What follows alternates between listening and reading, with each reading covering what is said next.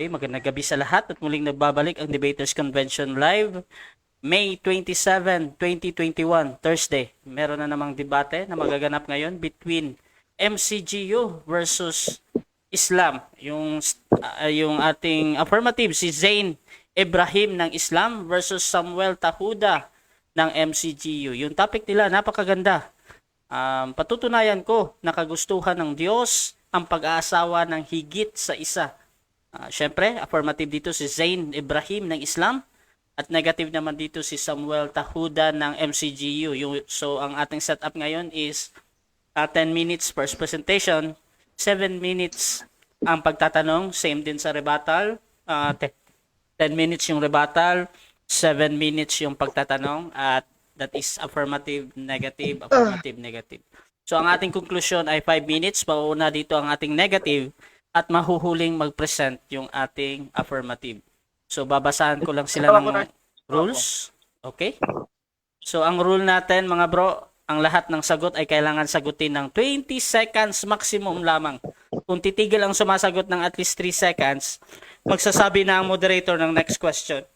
So, rule number 2, napaka-importante ito. Kung categorical ang question, kailangan talagang sumagot ng categorical muna bago magpaliwanag ng hindi lalampas ng 20 seconds. At ang moderator at ang admin ang magbabantay ng 20 seconds time niya na yan. Pero kung hindi nyo masagot, dito na sa rule number 3, ang categorical or hindi categorical. So, next question tayo agad dyan. Hindi ka pwedeng magpaliwanag kung hindi masagot, ha? So, rule number 4, kung ano ang tanong, yun lang ang sasagutin. Rule number 5, sa unang pagtatanong, kinakailangan na itatanong lamang ay ayon sa itinindig ng affirmative o negative side. At sa rebuttal stand sa cross-examination, maaari na magtanong ang examiner ng kahit ano, inilatag man o hindi inilatag. Sa rule number 6 natin, ang debater na makakatanggap ng 3 warning mula sa moderator, alam nyo na to, ay may kaukulang disiplina. So rule number 7 natin, out of the topic are not accepted. Rule number 8, no side comment. Rule number 9, no untrue attitude. Rule number 10, no objection during conclusion. Rule number 11, respect the admin and moderator decision is always final. Sa rule number 12 natin, ito lamang ang iiral ng patakaran bilang pagsasaayos ng debating ito. Sumasang-ayon ba ang ating affirmative dito? Yes. Okay, sumasang-ayon din ba yung ating negative? Yes. Okay, so tuloy na tayo sa ating debate. At before natin simulan, bigyan ko muna ng 30 seconds na pagpakilala sa hindi nakakaalam. So unahin ko na yung ating affirmative, Bro Zain. Bismillah. Assalamualaikum mga kapatid kong Muslim at mga non-Muslim. Ako si Zain Ibrahim o mas kilala dating bilang Isa Ahmad Ibrahim. Inshallah, sasabak na naman tayo sa pangatlong debate dito sa Debaters Convention. Fisabilillah, para kay Allah. Bismillah.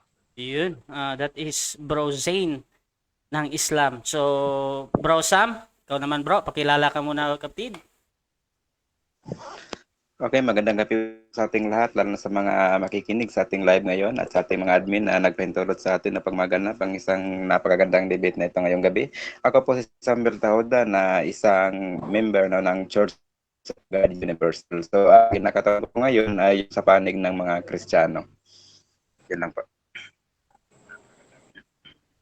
Ayun, so simulan na natin. Kasya? Ang ating time ay nakikita sa inyong screen. So, 10 minutes para kay Bro Isa. Your first presentation, bro. Your time start now. Wait lang Okay. Okay. A'udhu billahi minasyaitanir rajim. Bismillahirrahmanirrahim. Alhamdulillah wassalatu wassalam ala rasulillahi wa ala alihi wa ashabihi ajmain. Asyhadu an la ilaha illallah wa asyhadu anna Muhammadan abduhu wa rasuluh. Amma ba'd. Rabbi syrah li sadri wa yassir li amri wa hlul 'uqdatam min lisani yafqahu qawli. Assalamualaikum warahmatullahi wabarakatuh mga kapatid kong Muslim at non-Muslim. Ngayon, napakagandang topic na para mabigyang linaw ang mga kapatid nating non-Muslim na hindi nakakaunawa bakit pinahihintulutan sa mga kapatid na Muslim ang pag-asawa ng higit sa isa. Ano ang sabi ng Allah sa kanyang banal na Quran? Sa surah Nisa, sabi doon, If you fear that you might not treat the orphans justly, then marry the woman that seem good to you. 2 or 3 or 4. But if you fear that you will not able to treat them justly, then marry only one. The only religious scripture in the face of the earth that says na nagsasabi na marry only one ay ang banal na Quran po lamang. Walang ibang libro, wala sa Vedas, wala sa mga Hindu scripture o sa mga Sikhism o kahit sa libro ng Christianity, old or new, wala pong nagsasabi doon na mag-asawa lamang ng isa. Sa banal na Quran lamang. Ngunit bakit ba pinahihintulutan ang pag-asawa ng higit sa isa? Maraming nagsasabi na marami, ngunit ang sabi sa banal na Quran ay hanggang 4 lamang. Hindi po 5, hindi 6, bagkus hanggang 4 lamang. Pero ano ba ang kondisyon? Ano yung dapat na mga standard na dapat mong makamit bago ka makapag-asawa ng isa? Sa Islam po, hindi ka pwedeng mag-asawa ng biglaan lamang dahil gusto mo, dahil mahal mo, o dahil maganda, dahil mayaman. Hindi. Kailangan mo muna na enough yung kakayanan mo, meron kang pera na buhayin sila. Fair justly. Kung magbabahay ka ng mansyon sa isa, mansyonan mo din ang isa. Kung may sasakyan ng isa, may sasakyan din ng isa. Kasi pag hindi ka patas, ang pananaw mo sa sa asawa mo ay hindi po pwede iyon. Pag hindi patas, hindi mo kaya, huwag ka na lang mag-asawa ng higit sa isa kasi ito ay delikado. According to research, in Middle East, in Eastern country, 10% only ang nakakapag-asawa ng higit sa isa. Alam naman natin ang Eastern country ay Muslim country. 10% lamang po sa Muslim population doon. Ngunit sad to say, in Western countries, 80 to 70 to 80% ang nagkakaroon ng teenage pregnancy, early pregnancy, prostitution, tsaka divorce. So nagkakaroon sila ng problematic way dahil hindi na-allow yung polygamy sa kanila. We Muslim, we are offering a help to you. We are saving a greater problem. Sinusolve namin yung mas malalapang problema. Because alam naman natin na walang babae dito sa mundo na papayag na may karibal siya o may isa pang asawa ang asawa niya. Yes, we all know that. Alam natin ang psychology ng babae. Wala talagang ganun. Pero, in reality, meron tayong mas greater problem na isi-save. Mas greater problem isi-save. Kasi hadith ng Rasulullah sallallahu alaihi wasallam, darating ang panahon that there will be 1:50. Isang lalaki na mabubuhay, 50 ang babae. Mas dadami ang babae. Pero in recent population now, mas marami pa din ang lalaki kaysa sa babae. Pero, mataas ang death rate ng lalaki. Mataas ang death rate ng lalaki. So, nagkakaroon tayo ng problematic dito. Maraming nagiging balo na babae. Namamatayan ng asawa, so kawawa yung mga anak nila. So, let's go to the biblical way. Sabi sa Genesis chapter 2 verse 24, anong sabi doon? Kaya't iiwan ng lalaki ang kanyang ama at ang kanyang ina at kikisipisan sa kaasawa at sila'y magiging isang laman. So ito yung verse na pinanghahawakan ng karamihang mga Kristiyano. Kasi dapat daw kasi iisa lang. Pero tandaan natin, tingnan natin kung anong context, kung anong nangyayari nung nauna kaysa ngayon. Alam natin na may mga binawal noon na iniba ngayon pinahintulutan ng Panginoon. Meron siyang hindi pinahintulutan na pwede na ngayon at meron siyang pinahintulutan noon na bawal na ngayon. So nag-iiba ang kautusan ng Panginoon. Kaya nga na mabasa natin sa Bible, there will be another covenant. May bagong kasunduan na ipapadala. May bagong propeta. Ngunit isa lang ang hindi binago. Ang pagturing na pagsamba sa nag-iisang Diyos. Ang la ilaha illallah. Differ, ba't nga ba nag-iiba? Ba't nga ba nag-iiba ang ruling o ang pagpapasya ng Panginoon para sa kanyang mga nilikha? Gusto niya ba ito? Hindi niya ba ito gusto? Kasi maraming nagsasabi na hindi ito perfect will ng Panginoon. It's only a permissive will. Pinahintulutan lang. Pero hindi niya talaga gusto. Wala pong ganun. All decision of God is always perfect. There's no such thing as pagkukulang. Walang pagkukulang sa utos ng Panginoon at never magkakamali ang Panginoon. Dahil mababasa tayo sa Genesis chapter 5 verse 7 or 7 verse 6, nagsisisi ang Panginoon. That's an appropriate word to use in translation in a Bible o a Torah into a Filipino, pagsisisi. Hindi yan gagawin ng Panginoon at hindi kailanman magsisisi ang Panginoon dahil ang Panginoon ay kita niya ang al-ghaib, unseen. Alam niya na ang hinaharap. That's why, bakit ba pinahintulutan o kagustuhan ng Panginoon ang pag-aasawa ng isa? Kasi alam niya ang problemang kakaharapin ng kanyang mga nilikha. Alam ng Panginoon na darating ang point na magkakaroon ng deficiency sa kalalakihan. Magkakaroon ng pagkarami ng babae, kawalang dangal ng babae, pagkamatay ng karaming kalalakihan. So alam niyo ng Panginoon, alam niya din na darating ang panahon na ang kalalakihan ay magiging bakla, nagagaya sa panahon ng Sodom, sa tao ni Lot. Ginagawa nila yon. So alam ng Panginoon ang problemang makakaharap. So gumawa siya ng preventive maintenance. Kasi alam naman natin, there's two way of maintenance. A corrective maintenance and a preventive maintenance.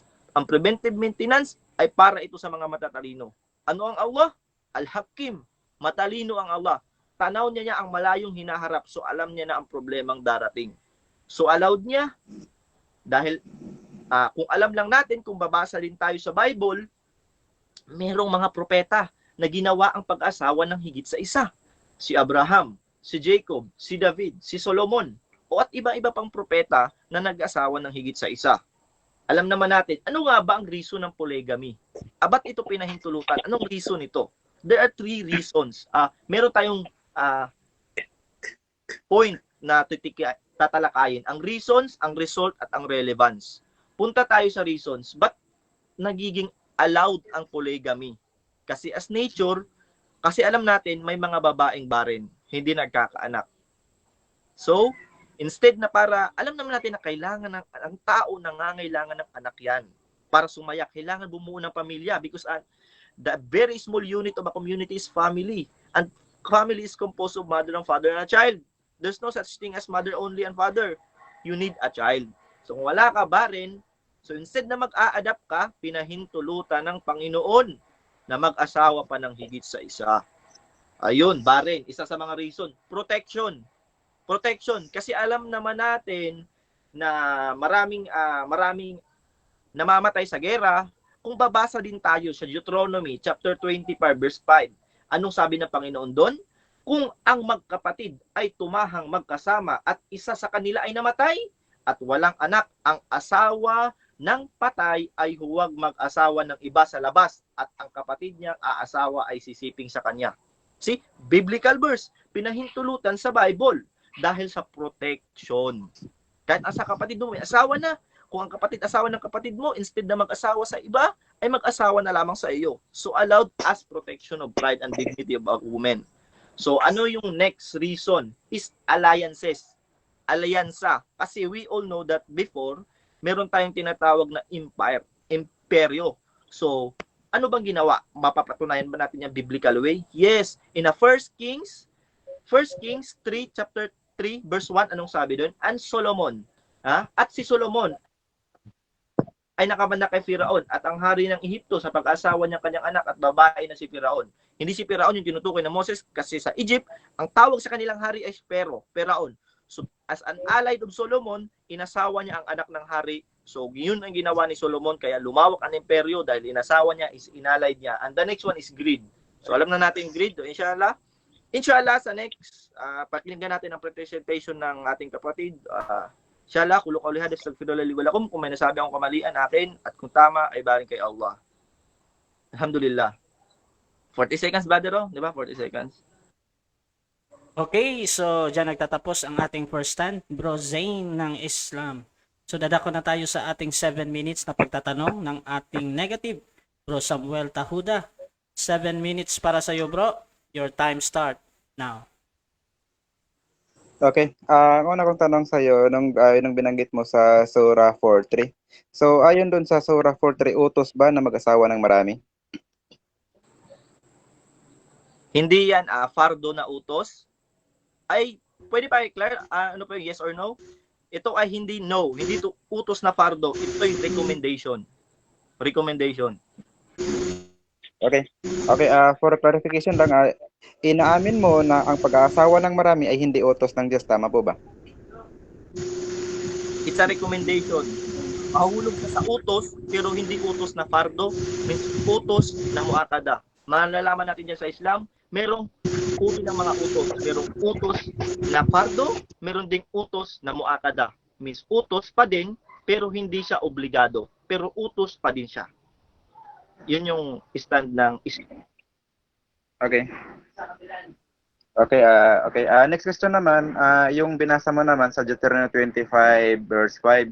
So ang sinabi doon na kapag namatay yung lalaki, no, na kumbaga firstborn na lalaki, kapag namatay siya at iyang asawa niya ay naiwan na walang anak, ay papangasawahin no ng sumunod no ng kumbaga ikalawang anak na lalaki. So yun bang pangyayari doon? Yun ba ay polygamy o hindi?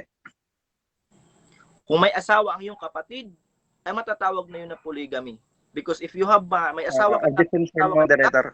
of course, kapag nag-asawa ka ulit ng iyong asawa ng iyong kapatid, Okay, ang objection kasi moderator, ko lang siya kung yun ba ay polygamy o hindi. So sumagot mo siya ng oo, hindi kasi ang paliwanag. Okay, so sinabi ko oo. Pero sinabi ko oo. Yan. Proceed, bro. Oo, if sinabi ko oo, if kung ang kapatid mo ay may asawa na ng nauna. So, mahuhulog yun na polygamy kung may asawa na. If walang asawa, kasi ang utos doon, if kapatid lang naman. Next question. Okay. Dahil lang sabi mo na ang 25-5 ay polygamy, tanong ko sa'yo, kailan pinangasawa ng ikalawang anak na lalaki yung asawa ng kanyang nakatandang kapatid? Kailan? Nun bang buhay pa ang kanyang nakatandang kapatid o nung patay na ang kanyang nakatandang kapatid? Kailan niya nasawa? Sabi, ang klaro sa verse, kapag napatay sa digmaan, yung context doon kapag namatay, ang babae na asawa niya ay hindi na dapat mag-asawa sa labas. Bagkus, ang kapatid lamang ng lalaki ang asawain na. So, of course, patay na. Kasi hindi mo pwede magiging adultery yun kapag asawin mo na buhay. Next question. Okay, so dahil inamin mo na patay na no yung firstborn kaya inasawa ng secondborn. So, yun bang pag-aasawa na ginawa ng secondborn yun ba ay kumbaga sabay ba na pinangasawa ng isang babae yung magkapatid o hindi? Sabay na pinangasawa hindi? Yes or no? Ang pinahintulutan po nga dito, brother, ay ang Okay, lalaki. excuse me, Mr. Moderator. Ang tanong ko po ay yes or no, pagkasagot mo ng yes or no sa kasi ang paliwanag. Ano yung tanong mo? Okay, ulit mo na, bro. Ang tanong ko po, Tapos pakidiinan yung kategorika. okay. Yung sa 25-5 kasi sabi mo polygamy yan. Kaya ang tanong ko sa iyo, no, sabay ba na pinangasawa ng babae ang mga magkakapatid na lalaki? Sabay ba o hindi? Okay? Hindi sabay na pinangasawa.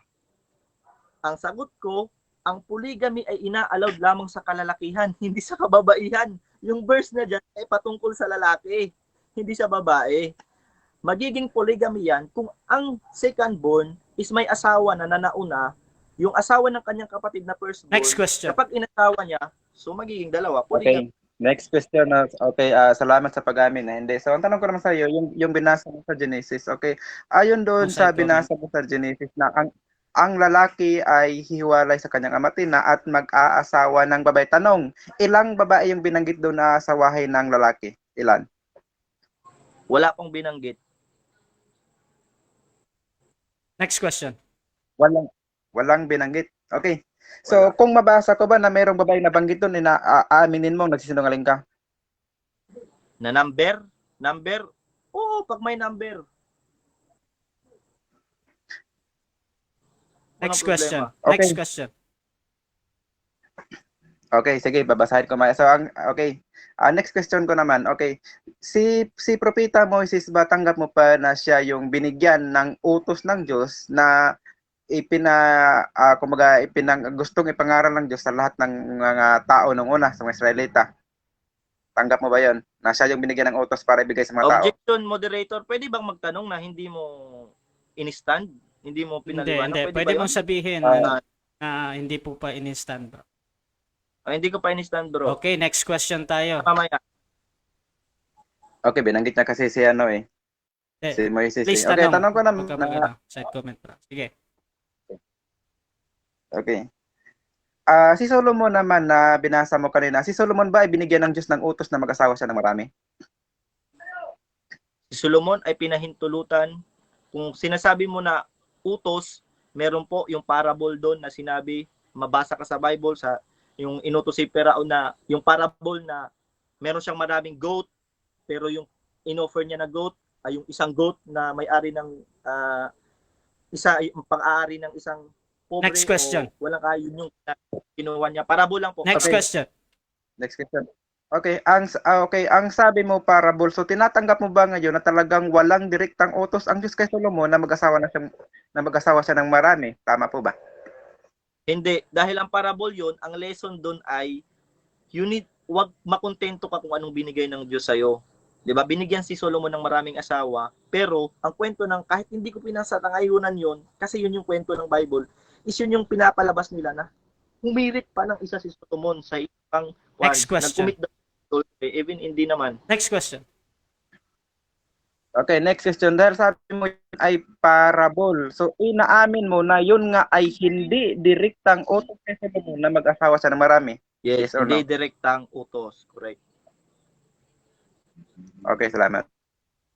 Okay. So binanggit mo naman ngayon, no, sabi mo na mayroong mga bagong tipan. Okay, sa panahon po ba ng bagong tipan, ang sabi mo, tanging Quran lamang ang nagsasabi na mag-asawa ng isa. So, wala ko nung ibang aklat. Tanong ko sa iyo, kung may mabasa sa bagong tipan na nagsasabi kailangan ang asawa ay isa lamang, aminin mo ba sinungaling ka sa gabing ito? Oo, kapag inutos ng Diyos sa mga tao na isa lamang ang asawa, Time. mababasa mo Time na. matik. Time na. Ayan. So, dyan nagtatapos ang ating first na cross ng ating negative. So, dadako na tayo sa ating 7 minutes. 10 minutes negative stand para hindi mawala yung ating init at umiinit na ng konti. So, Bro Samuel, first stand, 10 minutes para sa'yo, bro. Your time start now. Okay, maraming salamat mga kapatid. No? At sa gabing ito, patutunayan ko sa inyo na mali ang pinagsasabi ng ating kausap na pinahintulot mo ng Diyos o kagustuhan ng Diyos na mag-asawa ng marami. So, sa gabi pong ito, papatunayan ko sa inyo gamit ang Biblia at ang Koranya na hindi kagustuhan ng Diyos ang mag-asawa ng marami. So una po nating babasahing sitas ay itong nakasulat sa Mateo 19 na ang sabi dito ganito. Okay. So dito, at sinabi, dahil dito iiwan ng lalaki ang kanyang ama at ina at makikisama sa kanyang asawa at ang dalawa ay magiging isang laman. So ang binasa ko po ay Mateo 19:5. So ito rin yung binasa niya doon sa Genesis. So binasa niya kanina, so dito ako basahin sa Mateo. So maliwanag naman na talagang mayroong nababasa ditong babae, no? At saka mayroong nababasang lalaki. Ilan ho ba ang babaeng nababasa dyan? Kasi para malaman natin talaga bang kagustuhan ng Diyos ang mag-asawa ng marami, dapat alamin natin yung mga binasa natin. Mahirap naman yung binasa na nga natin, hindi pa tayo marunong no? Kapag sinabing babae, no, isa lang yan. Maliban na lang kung sinabing mga babae, yun ang marami. 'Di ba? Hindi na kailangan na lagyan pa ng number. Dapat no, kung tayo talaga ay kumbaga nag-aaral, no, ng mga salita ng Diyos, dapat yung mga simpleng bagay alam na natin yan. So dito sa talatang ito ng Mateo 19:5, maliwanag ang sinabi. Ulitin ko ang basa. Sabi dito, at sinabi, dahil dito iiwan ng lalaki ang kanyang ama at ina at makikisama sa kanyang asawa. At ang dalawa ay magiging isang laman. So, isang babae, isang lalaki, kaya yung dalawang laman, yung dalawa na yun ay magiging isang laman. So, maliwanag po na talagang ang Diyos, no, ay kumbaga ang talagang kagustuhan niya, ang tao mag-asawa lamang ng isa. Kaya nung siya'y gumawa ng tao, hindi siya gumawa ng maraming iba. Dahil kung talagang kagustuhan niya ang mag-asawa ng marami, dapat noon pa lang sa panahon ni Adan na kung saan sila pa lang ang mga tao at kung talagang gusto ng Diyos, no, na talagang kalatan ng madalian yung sanlibutan, dapat noon pa lang dinami na niya ang Eva ni Adan. Kung yun talaga ay kagustuhan niya mag-asawa ng marami, pero bakit hindi? So yan ang dapat nating isipin. No? Dahil yan na napaka-importanting bakit kasi sila yung pinaka-umpisa, sila yung pinaka-role model, no, sa lahat ng mga kumbaga nandirito ngayon. So noong unang panahon pa lamang, isang iba lang ang ginawa ng Diyos. Nagpapatunay lamang yon na dapat isang asawa lamang no ang kakamtin ng isang lalaki. Mayroon ba tayong mababasang ganyan sa Biblia? Kasi may sinasabi ang ating kausap kanina na wala daw ng ibang aklat nagsasabi ng ganyan na mag-asawa ng isa, mag-asawa ng isang dalawa, marami. Naku naman. Ito po, basa po tayo ng sitas. Dito po sa Biblia po natin, no, kung duda sa pwede niyang buklatin, sa unang Timoteo 3:1, ganito ang ating mababasa. Ang sabi dito, tapat ang pagsabi kung ang nagkaging obispo ay magawa dapat nga ang dapat ang obispo ay walang kantasan, asawa ng isang lamang babae. Mapagsigil, mahinahon na pag-isip, mahusay, mapagpatuloy, sapat na makapagtuturo.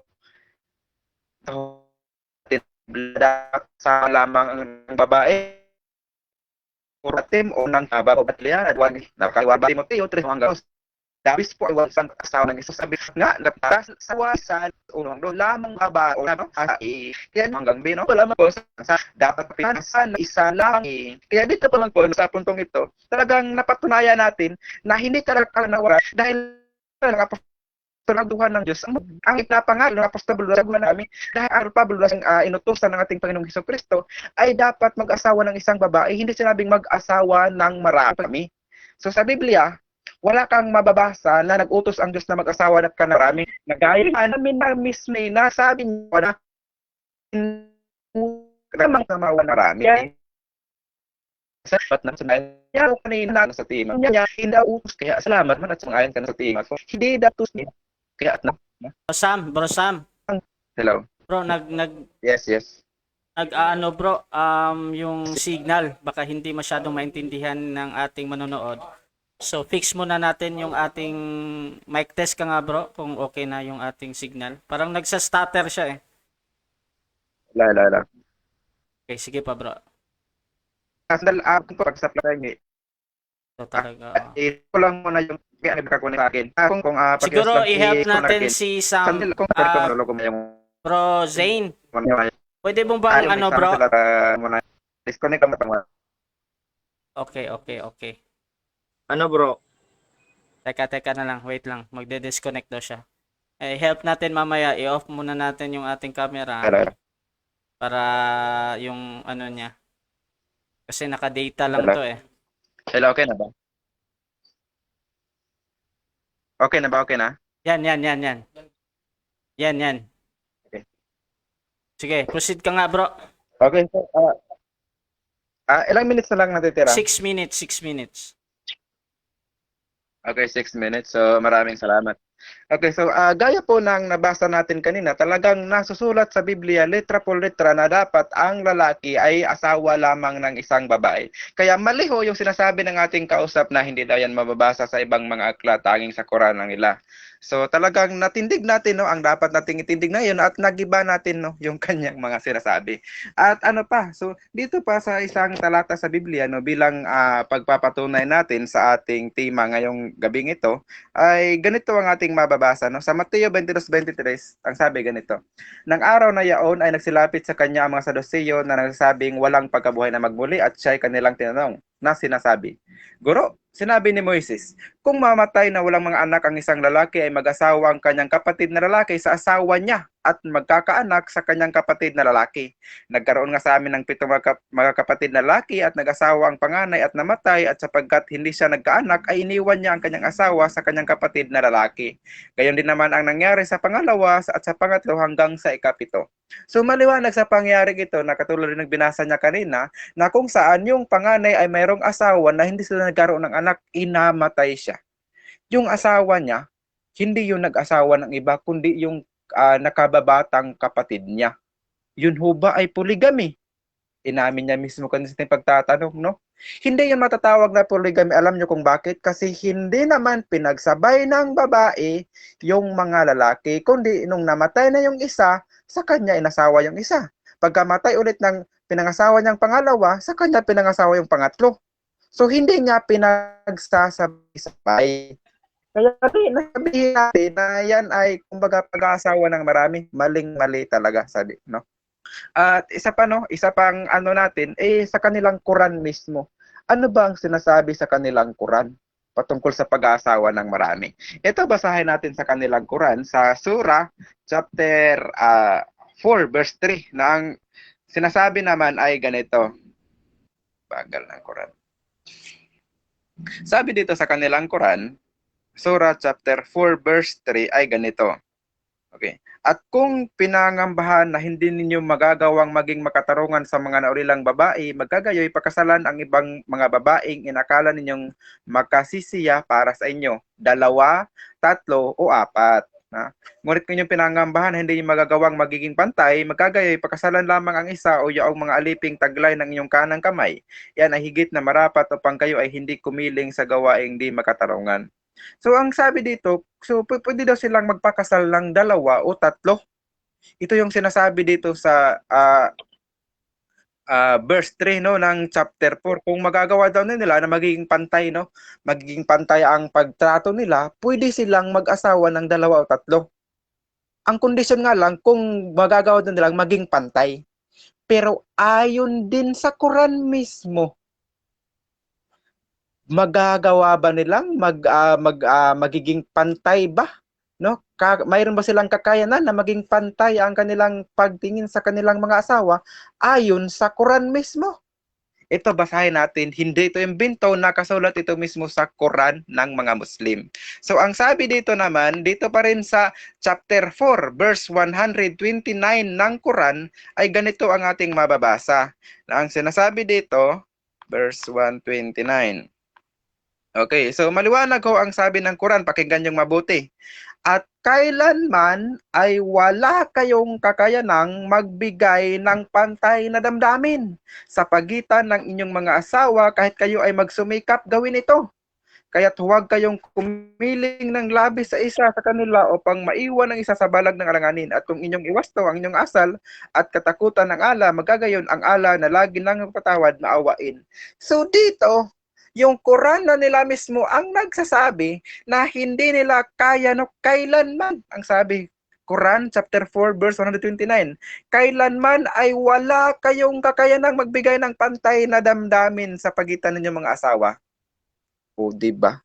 Sabi sa 4.3, kung kaya na ninyo maging pantay, pwede kayong mag-asawa ng 2, 3 o 4. Pero pagdating sa verse 129, nilinaw mismo, no? Talagang kumbaga binigyang diin ng kanilang ala mismo dahil sa kang ala daw itong Quran nila na ano ang sabi? Kailanman ay wala kayong kakayanan magbigay ng pantay. Hindi pala nila kayang magbigay ng pantay sa kanilang mga asawa. Kaya kung susundin natin ang logic, no? Sa kanila mismong Quran na hindi sila pwedeng mag-asawa ng marami. Kasi ang kondisyon, pwede kang mag-asawa ng marami kung kaya mong maging pantay sa kanila. Pero napakaliwanag ang deklarasyon ng kanilang ala sa verse 129, hindi nila kaya yun kailanman. So kailanman, kahit sino man sa kanila, kailanman ay hindi nila magagawa yon. Kaya mismong Quran nila nagkukontrahan, mismong Quran nila nagpapatunay na hindi dapat mag-asawa ng marami dahil hindi nila kayang maging pantay. No? Kaya dito sa gabing ito talagang napatunayan natin mapabiblia man o Quran na ang talagang maging asawa ng isang lalaki ay isang babae lamang. Ngayon, kung nagkaroon man ng maraming asawa yung mga propeta nung una gaya ni Salomon, yun ay mga sasagutin pa nila yun sa Panginoon pagdating ng panahon. Ano ang sabi sa isang talata? Sa unang Kronika 28:9, ganito ang ating mababasa. Ang sabi dito, at ikaw, Salomon na aking anak, kilalanin mo ang Diyos na iyong ama at paglingkuran mo siya ng sakdal na puso at ng pusong pag-iisip. Time. Yan, Time so na. dyan nagtatapos ang ating negative first stand. Bro Samuel Tahuda ng MCGU. So sa nagtatanong, ang topic ngayon is patutunayan ko na kagustuhan ng Diyos ang pag-aasawa ng hinggit sa isa. So ang ating affirmative dito, yung magtatanong si Zain Ibrahim ng Islam. At ang tatanungin naman si Samuel Tahuda, yung kaninang nagsasalita ng MCGU. So bibigyan ko ng 7 minutes na pagtatanong. Bro Zain ng Islam, 7 minutes. Time start now. Okay, bismillah. Kapatid, ang nasusulat ba sa Mateo na binasa mo ay katulad ba ng nasusulat sa Henesis? Sitasan mo kung alin doon para maging maliwanag. Yung Genesis chapter 2 verse 24, tsaka yung sinitas mo sa Mateo ata, yung patungkol sa lalaki. Yes. Isa Yes, katulad. pareho yan. Yes, pareho. Dahil yung sa Mateo ay quotation lamang ng nakasulat sa Genesis 2:24. Okay. About naman sa binasa mo sa obispo, yung binasa mo sa Timoteo, sinong pinahihintulutan yon? Ang mga kalalakihan ba o ang mga obispo lamang? Okay, ang mga obispo ay mga laki. So, yun ang utos sa kanila bilang mga laki, mag-asawa lamang ng isang babae. Next Pwede. question. Okay? Lahat ba ng lalaki obispo? Siyempre hindi.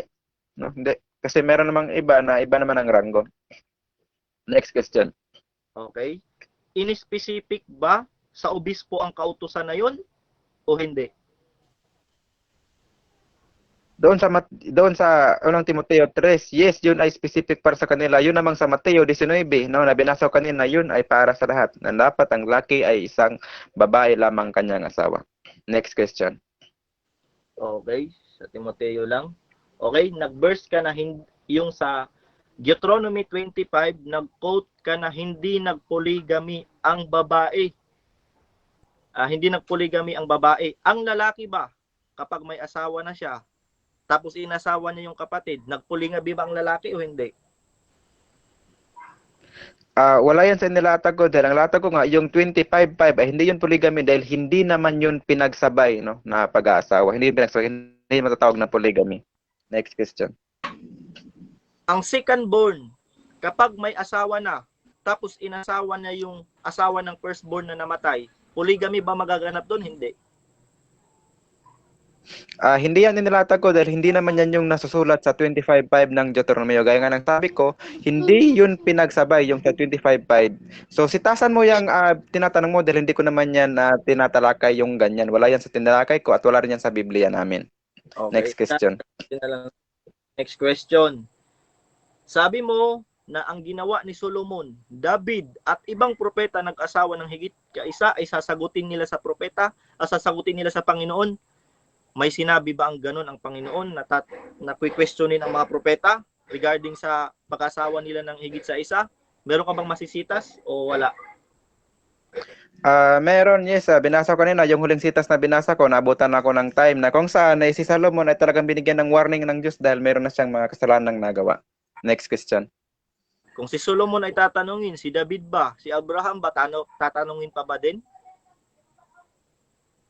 Yes, kung si Solomon ay binigyan ng warning, so ganun din naman ang lahat ng mga propeta dahil ayon nga sa Deuteronomy, Ecclesiastes 12:14, lahat ng mga kubling bagay na ginawa ng tao, yun ay pananagutan nila yun sa Panginoon pagdating ng panahon. Kinubli, okay? Si Abraham ba, anong kasalanan niya dun? Okay, hindi ako naglatag patungkol kay Abraham, kaya kung meron ka mang katanungan o patungkol sa kanya, so pwede ko hindi sagutin, hindi ko naman nilatag yan. Pero yung pag-asawa naman ni Abraham ng marami, yun nga ay sabi ko ay pananagutan nila yan sa Panginoon pagdating ng panahon. Okay? Kasi sabi mo, mga propeta, lahat ng propeta. Okay? Yung sila propeta, Abraham ba, ang mga propeta, pinagbawalan ba sila ng Panginoon na mag-asawa ng isa? May masisitas ka ba? Okay, gaya ng sabi ko kanina, hindi nagutos ang Diyos na mag-asawa sila ng marami. Kaya kung meron man silang ginawa na hindi nautos ng Diyos, gaya ng sabi ko, yun ay pananagutan nila sa Panginoon. Kasi dapat kapag ikaw ay tao, ang susunod mo yung utos. Kapag yung sinunod mo ay hindi sa utos, pananagutan yun. Okay, Next question. About naman, punta na tayo sa Quran. Ano ba ang pagkakaintindi mo sa chapter 4, verse 3? Anong justice yon na patungkol doon? Ito ba physical o material na bagay o pagmamahal? Ano pagkakaintindi mo doon? Okay, yung binabanggit sa 4.3 ay all aspects po yun. All aspects. Meron ka bang mababasang all aspects? Okay, yan po siyempre ay sa diwa. So kung mabasahin natin, ibig sabihin na kung makapagbigay ka no, ng pantay na pagtrato sa kanila, siyempre kapag sinabing pantay na pagtrato, lahat ng klase na pagtrato yon, kumbaga all aspect nga yon. Kasi hindi na matatawag na pantay yon kung iba sa kabila, iba sa kabila. No, kaya nga sinabing pantay kasi sa lahat ng bagay sila talaga dapat maging pantay. Kaya sa diwa, all aspect talaga yon. Next question. Okay. Ang tanong ko po, brother, yes or no, meron bang nasabi para sa lahat ng diwa? Meron? Oo, wala. Sa diwa nga meron. Meron bang word, Next verse, question. word? Word for word ba tinatanong mo? Letra po, letra ba? Pakiklaro po. Opo, opo. Okay. So kung naghahanap ka ng letra por letra, wala ho nakasalat dyan na letra por letra. Pero kung unawain natin yung nasa sulat, ayon nga sa diwa, so sa lahat ng, kumbaga, aspeto, no? Lahat ng bagay dapat maging pantay ang pagtrato mo sa iyong mga asawa ayon dyan sa 4.3 na sinalungat naman ng 129. Next question. Okay, punta tayo sa 129. Sa word by word na sinabi doon, meron ka ba din ba mabasa na sa lahat ng aspeto yon? Meron ka bang nabasang all? Meron o wala? Okay, gaya nga ng sabi ko, so sa diwa, so maunawa natin na hintay lang. Rasha, kapag categorical ang question, ay sagutin muna ng categorical, di ba, bago mag-explain. Okay, Tama so ba? paki-ulit mo na yung tanong, bro. Tapos pakidiinan yung categorical, bro. Ulit, bro. Bro Zane. Okay, yung categorical ko, Brother Samuel, may mababasa ka ba? Means word. Sa verse na 129 na yon, na para o all, kahit lahat ng aspeto ang tinutukoy doon, meron o wala? Okay, wala, no?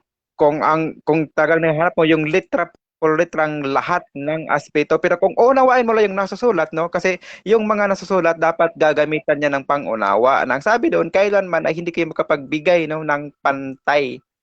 Paano sila Next naging question. pantay? Alam ba naman Next ibang bagay question. sa iba? Di ba? Siyempre sa parehong bagay. Next question. Okay, yun lang yung na-present niya, Brother Rasha, yun lang matatanong ko kasi Okay, time na that. 5 yun lang yung seconds. Yan, nadinig na. Okay, so dyan nagtatapos ang ating first part ng ating debate which is yung ating first stand at saka yung ating first cross.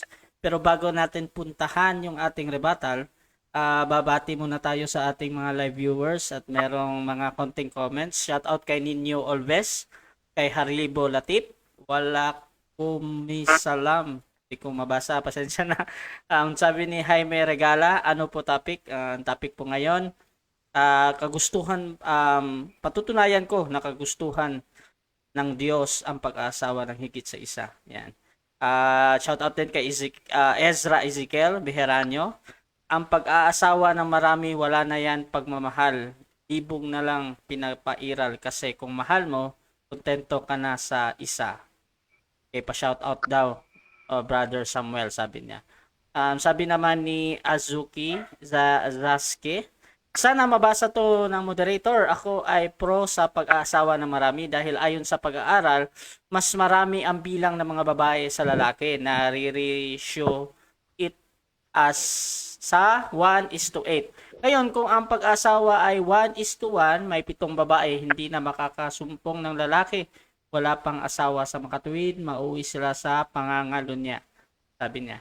Sabi ni Pete Pan, nako itong, okay, bawal itong word na ito. Ang Islam daw na ito, bawal talaga. Pasensya na, hindi ko pwede masahin.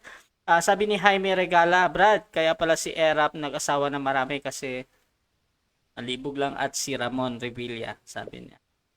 Okay, sa shoutout daw kay Ayon J, Villamera Palar, at kay Bro Ali Javier, sabi niya tagilid si Tahuda.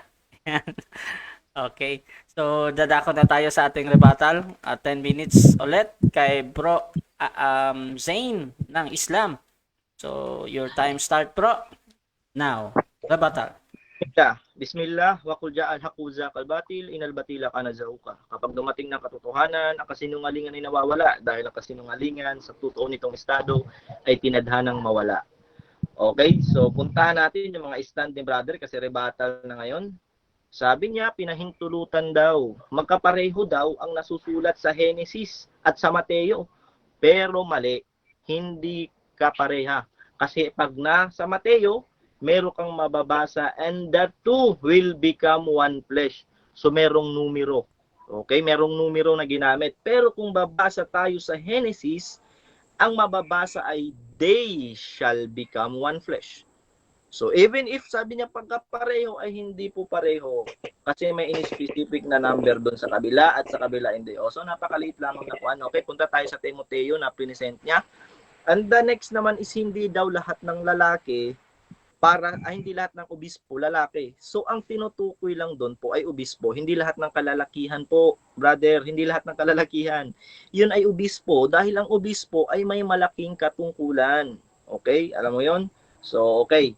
So about naman doon sa Deuteronomy 25 na ang babae daw ay hindi daw nagpolygamy.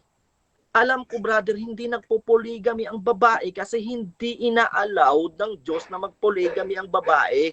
Ang lalaki lang ina-allowed. So, ang context doon is ang lalaki. Kung babasa ka talaga, ang lalaki ang tinutukoy doon ng Diyos. Kaya nga, di ba? Ang firstborn, kapag namatay, ang secondborn, ang asawa sa asawa ng firstborn. If ang secondborn ay may asawa na, anong gagawin niya? So, yun yung utos ng Diyos. So, aasawahin niya pa din yun. So, matatawag doon din yun na polygamy. In the side of girl, there's no polygamy, but in the side of men, there is a polygamy. So, sana nagets mo yon. So, sinabi niya, sa Quran naman tayo, dahil daw may diwa. A'udhu billah. Ang Quran ay hindi ganyan. Hindi mo hinahanapan ng diwa-diwa kung babasahin mo ng translation, brother. Hindi ganyan ang ruling ng Quran. Hindi yan trabaho ng normal na Muslim o lalong-lalo na ng kufar.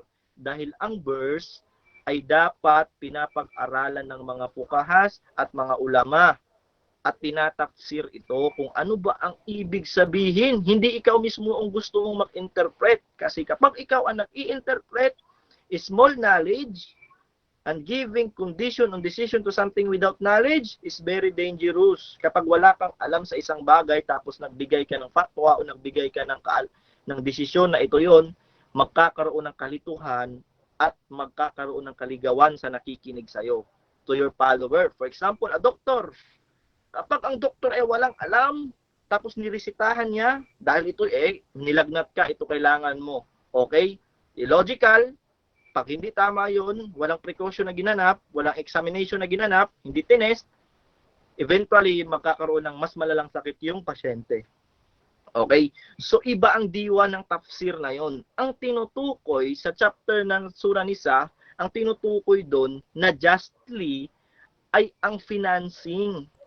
Finance, buhay, pagkain, pera, bahay, sasakyan, o kahit anong sustento, just ka dapat tinutukoy doon. Tinutukoy doon ay ang you can do justly kung kaya mo, kasi kung babase ka sa Quran, patungkol yun sa orphan girls, mga babaeng balo. Paano mo sasaluhin ang babaeng balo? Kasi yung babaeng balo walang asawa yun, walang bubuhay doon. So yung finance yung tinutukoy na doon. Pero kung babasa ka naman doon sa 29, hindi na finance tinutukoy doon. It's about the feeling of men. Feeling na natin, nature na natin. Ba't kumuot ka pa sa Quran? Mababasa mo yan sa Deuteronomy. Huwag ka na pumunta sa Quran. Sa Deuteronomy chapter 21 verse 15 to 17, anong sabi? Kung ang isang lalaki ay may dalawang asawa. Ang Diyos ang nagsabi, ha? Sabi sa Bible daw. O alam na ng Diyos, kung binawal niya yan, automatic hindi niya pinahintulutan yan.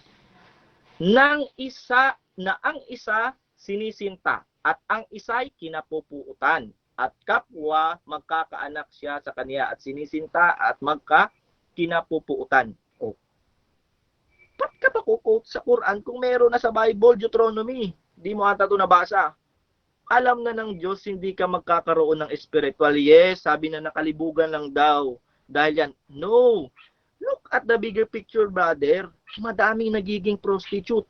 Walang asawa. Merong mga gera. For example, bigyan kita example, 10,000 soldiers, then 10,000 rebels. Kapag nagsagupaan yan at kalahati sa kanila namatay at kalahati doon may asawa, magkakaroon ka ng 50-50% na mga babaeng balo. Anong mangyayari sa mga anak na yun? It's either mangungulila, o magiging prostitute, or magiging pangalunya, magiging kabit. O instead na para hindi pangit tingnan, alam na ng Diyos mangyayari yan. Allah is the only one. Ang Diyos lang nakakaalam kung anong mangyayari sa hinaharap. And the only one that can give the best advice. Best advice. Sa isang creation is the creator alone itself. Sinong lumikha ng tao? Ang Diyos. So, ang Diyos lamang ang nakakaalam kung ano ang kailangan ng tao. Punta tayo sa scientifically. Logically speaking, scientifically, psychologists na mas mataas ang sex probability ng kababaihan kaysa kalalakihan. Alam nyo ba yon? That the sex hormones of a girl is higher than the sex hormones of a boy. So, sino ba lumika? Alam niya yun mangyayari doon. And the higher possibility na mamatay ay ang mga lalaki. Di ba? So, alam na ng Diyos yun. Even if hindi mo gusto, hindi mo naman masasabi na hindi mo to gusto, hindi to gusto ng Diyos. Mahal ko to, ito din mahal ng Diyos. Hindi ganyan. May mga bagay na gusto ng Diyos, hindi natin gusto. Meron din gusto natin na hindi natin, na ito yung nakakabuti sa atin. Yun yung sinabi ng Allah sa Surah Baqarah. Na there are things that you like, but it's not good for you.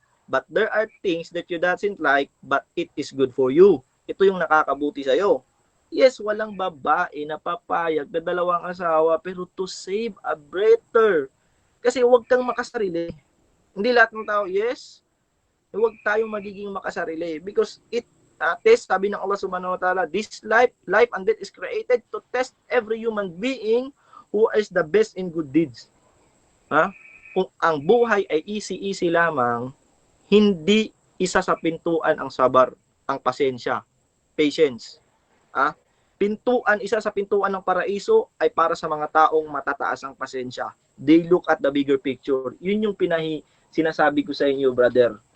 Kasi kahit naman sa Bible, nangyayari na yan Huwag kayong pumokus dito sa Genesis chapter 2 dahil yan ay para sa mga tao na lamang dyan. Kaya kung merong mga nasusulat, hindi rin nagaganap. Kasi anong sabi sa Deuteronomy, chapter 18, verse 22, verse 21 to 22, and if thou say thine heart, how shall we know the Lord which is the Lord hath not spoken?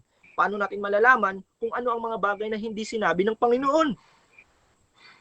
When a prophet spake in the name of thy Lord, and they follow not, now come to the pass, and that thing is not which not the Lord has not spoken. So, kapag may sinabi ang propeta, na nagkiklaim ng propeta, at hindi naganap, ito'y hindi salita ng Diyos. So, tingnan natin kung nagaganap ba. Ang utos, iiwan daw ng lalaki, iiwan daw ng babae. Naganap ba? May mga propetang nag-asawa ng higit sa isa. Ano yun? Hindi mo pwedeng sasabihin ng isang propeta kasi hindi bobo ang Diyos. Hindi bobo, hindi nagkakamali ang Diyos sa pagpili. Alam mo ba yon? Hindi nagkakamali ang Diyos sa pagpili. Kung napili ang propeta, hindi siya magkakamali. Alam, perfect na yung propeta. Tao na ang nagkakaroon ng interpretation sa propeta.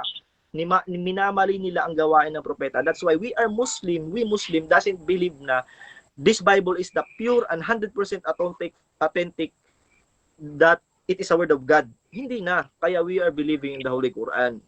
Ayun yung brother. Sabi niya, kanina, hindi ko makalimutan, na si Adan daw dapat dinami ang iba. Baka nakakalimutan mo that the creation of Adam is not here in earth. Hindi naman siya dito ginawa. Ginawa siya sa paraiso. So Adam, hindi niya na kailangan ng maraming kababaihan kasi sa paraiso pa, enough na yon.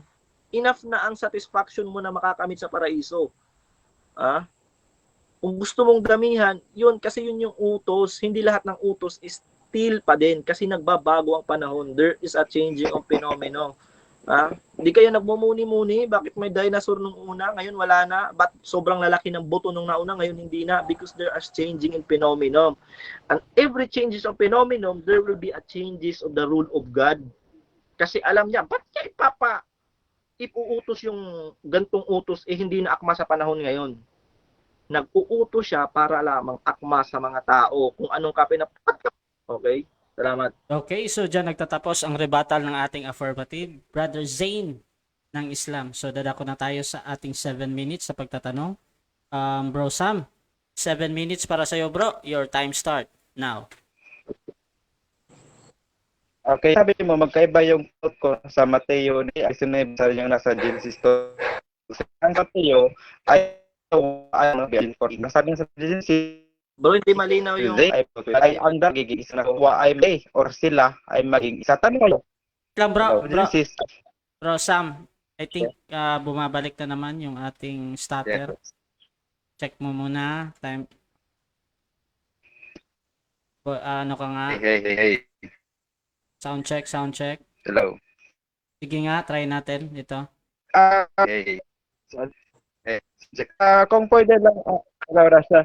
Kung, bro, Zain, Bro Zane. pakisap lang muna na off na lang tayo ng video total. Ito, nakita ka na naman nila kanina pa eh. So, mag-off na lang tayo ng video. Di Ano ko nga ma-off bro? eh. Try nating help si Sam. Kasi naka-data. Take out ako, tas balik lang. Sige bro, i-try mo bro. Salamat. Ayan. At habang naghihintay, shoutout ko muna yung ating live participant. Kanina umabot tayo ng 17. Ayan na. So, Okay bro na. Sam, tuloy tayo sa pagtatanong bro. Proceed ka nga bro. Okay. Ulit. Hello. Okay, ang tanong ko sa kanya, hello din nga ako. Hello, din ako. So, ang tanong ko, okay, so ang tanong ko sa kanya dalawa, sila, sabi mong iba yung nasa Mateo, iba yung nasa Genesis. Tanong ko sa iyo, yun bang they o sila sa Genesis? Ilan ba yun? Ano daw? Hello, arinig ba ako? Ang sabi mo kasi kanina, okay, ulitin ko, dahan-dahanin ko. Ang sabi mo, iba yung kinote ko sa Mateo at iba yung nasa Genesis 2:24. Dahil sa Mateo, mayroong dalawang binanggit, samantalang sabi mo sa Genesis 24 ay walang binanggit na dalawa, kundi they o sila. Tanong ko sa iyo ngayon, ilang katao ba yung binabanggit dun sa Genesis 2:24 na they o sila? Ilan yun?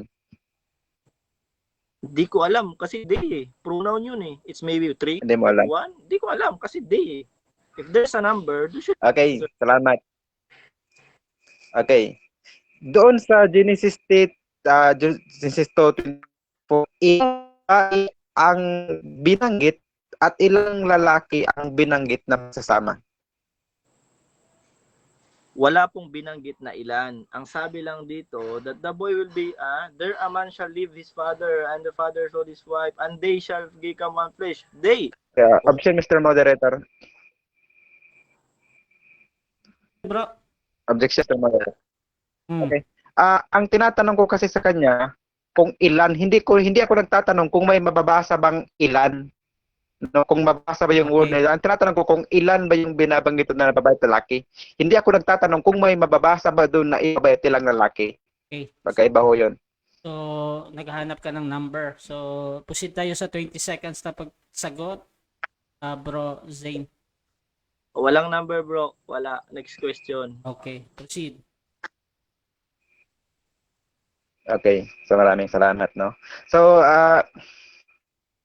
ang sabi mo naman kanina, doon sa, sabi mo kanina na tanging Quran lamang ang nagsasabi na mag-asawa ng isa. Ngayon, na binasa ko sa unang Timoteo 3:1 hanggang 2, inaamin mo ba na yan ay nasusulat din sa Biblia na mag-asawa lamang ng isang babae? Yes or no? Mag-asawa ang lalaki? Bro Ulitin ko ang aking tanong. Mga No? tao, Inaamin. lalakihan, Hello. Sam, pakiulit mo na Bro Sam, yung tanong. Okay, ulitin tanong, no? Parang hindi sinasadyang hindi marinig eh. Mababasa rin mo ba sa Biblia, inaamin mo ba ngayon, na merong utos na mag-asawa lamang ng isang babae? Yes or no?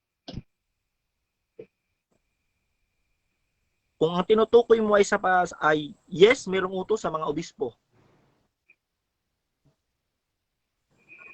Next Okay, question. so salamat. So inaamin mo ngayon na mali yung sinabi. Okay.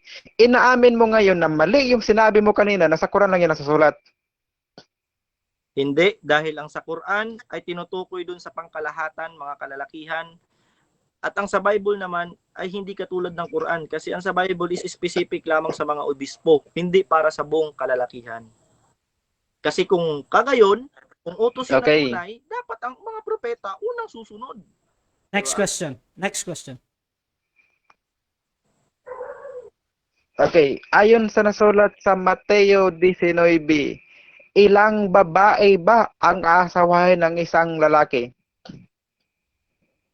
Kung tinutukoy mo ang sa mga asawahin ng obispo, isa lang daw. Yung sa Mateo na binasa ko kanina, walang obispo na binanggit doon. Tama po ba? Mateo Tama o mali? 19 verse 5. Doon sa Mateo na binasa ko, may obispo bang binanggit o wala? Anong verse? Madaming Mateo chapter, Sabi, brother. Kasi nagtatanong Mateo ka dapat specific. 19:5. Yung binasa ko nga 19:5, kanina. walang obispo. Okay, di ba? Mateo Walang obispo. 19:5. Ay, walang obispo. Okay, salamat. Okay, ayon diyan, no? Ayon diyan sa talata na 'yan, no? Ilan, no? Ilan? No, yung aasawahin ng lalaki na obispo, ilang babae ang asawahin? Lalaki na hindi obispo, ilan ang asawahin niya sa talatang 'yan? Wala pong sinabi dito. Kahit basahin mo po, wala. Walang number na sinulat dito. Kahit basahin mo. Next question. Okay, hayaan ko na mga nakikinig. Okay, hayaan ko na mga nakikinig, no, sa na 'yan. Okay. Binanggit mo naman, okay, binanggit mo kanina, no. Inulit mo yung nasa Surah 4:3. So ayon ho ba sa Surah 4:3, ano ba ang pantay na dapat nilang maibigay sa kanilang mga asawa? Katarungan ho ba o hindi? Ano daw? Ang tinutukoy doon, brother, ay ang pinansyal. Katarungang pinansyal ng kababaihan. Okay. So, mababasa ba dyan sa Quran 4:3 yung salitang pinansyal? Yes or no? Wala, pero nasa tafsir. Wala, salamat. Okay, so inaamin mo na yung pinansyal ay unawa mo lamang o diwa mo lamang at hindi nasusulat sa inyong Quran. Yes or no? Hindi, dahil ito ay nababase sa sunnah ng Rasulullah sallallahu alaihi wasallam. Kung anong ginawa ng Rasulullah sallallahu alaihi wasallam, yan din ang gagawin ng mga Muslim. Yan ang kaibahan. Meron kami sinusunod na ganyan. Ang Rasulullah sallallahu alaihi wasallam, Okay. mababasang hadith. Okay. Yan bang hadith ay bahagi ng Quran o hindi? Hindi. Salamat. Okay, so ibig mong sabihin na ang Quran ninyo ay inuunawa ninyo sa pamamagitan ng hadith, tama po ba? Of course. Okay. So sabi mo kanina, no, na ang Quran ay hindi inuunawa. Ngayon naman, inaamin mo na inuunawa mo sa magitan ng hadith. So alin dyan sa mga salita mo ang pinakamali? Wala akong sinabing na hindi inuunawa ang Quran. Ang sabi ko, hindi mo dapat inuunawa ang Quran based on your own logic and interpretation. Dapat inuunawa mo ang Quran sa pamamagitan sa pagtingin ng authentic hadith at ginawa ng Rasulullah sallallahu alaihi wasallam, kasi hindi may mga hadith na merong verse ng Quran Time. Okay, so dyan Fine. nagtatapos ang ating second cross ng ating negative, at paalala lang pala, ang debate na ito ay isang SPG at meron tayong nababanggit na pang adult. So sa mga bata dyan or merong nakikinig, sana aware kayo na ito ay merong mga nababanggit na pang adult. So bigyan ko ng 10 minutes na rebuttal yung ating negative. So bro Samuel, 10 minutes para sa iyo, bro. Your time start. Rebuttal now. Okay, maraming salamat. So dito sa gabing ito mga kapatid, talagang napatunayan natin, no, nagkautal-utal lang ating kausap, hindi na makasagot, no, ng diretso sa ating mga tanong dahil talaga namang yung mga pinagsasabi niya mismo ay nagkukontrahan. So maliwanag, no, kahit tatanungin natin siya ng simpleng tanong kung ilan ba ang binanggit siya na ba lalaki, hindi na siya makasagot. Anong klase ba naman yan, no? Talaga namang, so wala daw nakasulat na bilang. Pero hindi mo mabibilang kung ilan yung binanggit. Nako naman, buti pa yung grade 1, marunong magbilang. Okay, pero sana sa atin na mga nakikinig, no, at talinuhan na lang natin ng kumbaga pakikinig, no, sa mga sinasabi, no, ng sinasabi ko at ng sinasabi niya. Sabi niya mismo na wala asawa ng isa, pero Yan at pagtatanong, inaamin na meron. Kaya kinukontra na yung kanyang sariling pahayag. No, sabi naman niya kanina na hindi daw dapat inuunawa ng ganyan, pero inuunawa din pala nila. No, yung salitang pinsel din nakasulat sa Surah 40, pero noon pala pinagpipilitan na yun ang pinatutungkulan doon. 'Di ba? So gumagawa siya ngayon ng sarili niyang interpretasyon. Na ang sabi naman no ng Quran nila sa ayon sa verse 129 ng chapter 4 pa rin, kailanman ay hindi nilang magawang maging pantay. 'Di ba? Kaya sino kaya dun sa ala na yan ang galing? Sabi sa 40, kung kaya maging pantay, pwedeng lahat magsawa. Pero pagdating sa 420 na 129, kailanman talagang napakalinaw ng kanyang declaration eh. Kailanman. So never no na mangyayari magkakaroon ka ng pantay na pagtingin sa iyong mga asawa. Kaya so kung susundan natin ang kanyang logic, hindi pwedeng mag-asawa ng marami. Dahil ayon nga mismo, no, hindi naman niya nakontra, sa panahon pa lang ni Adan at Eva, isang iba lang ang ginawa ng ating Panginoon. Nagpapatunay lamang yun na talagang ang lalaki ay para lamang sa isang babae. At yun din mismo ang kanyang nabasa kanina sa Genesis 2:24. No? At saka yung binasa natin sa Mateo 19:5, na kanya namang sinang-ayunan na ito'y galing sa Diyos. At kanya ring sinang-ayunan mismo kanina at kanyang inamin na walang inutos ang Diyos na mag-asawa ng marami. Kaya doon pa lang may kanagad natin. Eh. So bakit pa niya pinagpilitan ang kanyang paksa na kagustuhan ng Diyos mag-asawa ng marami kung siya mismo o maamin yun ay hindi utos ng Diyos? Ikaw ba bilang lingkod ng Diyos, alin bang susundin mo? Yung utos o yung hindi utos? 'Di ba?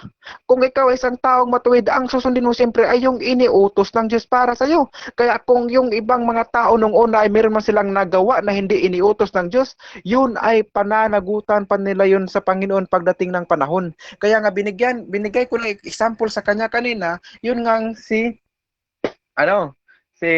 Solomon na kanya binanggit. Na ayon mismo dito sa unang Kronika 28:19, basahin ko lamang. No? At ikaw, Salomon, na aking anak, kilalanin mo ang Diyos na iyong Ama. Paglingkuran mo siya ng sakdal na puso at ng kusang pag-iisip, sapagkat sinasaliksik ng Panginoon ang lahat ng puso at nalaman ang lahat na akala ng pag-iisip.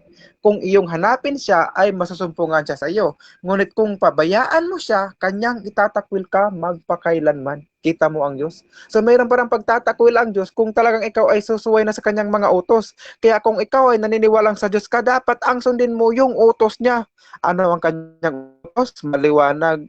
Genesis 20, Mateo 19:5, unang Timoteo 3:1-2, na ang lalaki ay dapat asawa lamang ng isang babae. Yung binasa niya kanina sa Deuteronomy 21:15-17, hindi yun inutos na mag-asawa ng dalawa ang lalaki. Kung sabi doon, kung mayroong lalaki doon na dalawa ng asawa, so sa panahon nila, kung meron na sila nasumpungan sa kanilang panahon na dalawa ng asawa, so yun daw ang kanilang gagawin. Hindi ninutos na mag-asawa kayo ng dalawa, iba yun. Dahil ang utos sa kanila, na dapat asawa ka lamang ng isang babae at huwag ka nang maghangad pa ng iba, huwag kang mangangalo sa niya, huwag kang magdapid. Asa may asawa ka na, tapos sumiping pa sa iba, ang tao doon, pangangalo niya. At yun ay pinagbawal ng Diyos. No, tapos kaya ng Diyos kay Moises na ayun pong utos na huwag kang mangalo niya. Dahil yan ay isa lang kasalanan, kaya nung nagkaroon ng kasamang mahal si David na, yun ay pananagutan niya sa Diyos yun. Kaya ngayon, anak nila matay. Kasi meron talaga siyang pananagutan sa Diyos. Kaya hindi kailanman nagustuhan ng Diyos ang mag-asawa ng marami. Mapabiblia man o Quran, wala talagang mababasa na inutos yan ng Diyos. Kaya sa gabing ito, makikita natin kung sino ba talaga yung nagsasalita ng naayon sa nasusulat. Napakarami nating binasa na sitas kanina, nagpapatunay na ang kalooban ng Diyos ay mag-asawa ng isa. Basahin ko lang muli ang unang Timoteo 3:1-2, na ang sabi dito, diretso ko na sa 2, no? Dapat ang obispo ay walang kapintasan, asawa ng isa lamang babae. Yan ang aral na talagang sa Diyos. Kaya kung mapapansin mo, 'di ba? Yung mga propeta ng Diyos, hindi iilan lang yung propeta nag-asawa na marami. At ang propeta na yun, 'di ba, makita mo naman si David talagang nagkasala, no? Psalms 51:1 hanggang 5, nagkasala siya. Si Solomon, nag-asawa rin ng marami, talagang binang warning ng Diyos, unang Kronika 28, 'di ba?